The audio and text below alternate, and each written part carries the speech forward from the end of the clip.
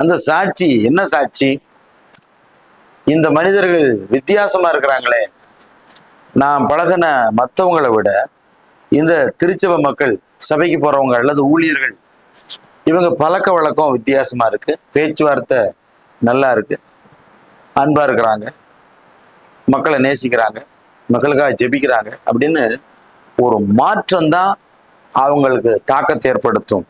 அதை விட்டுட்டு நீங்க அவங்கள எவ்வளவு நற்செய்தி சொன்னாலும் அது அவங்களுக்கு புரியாது.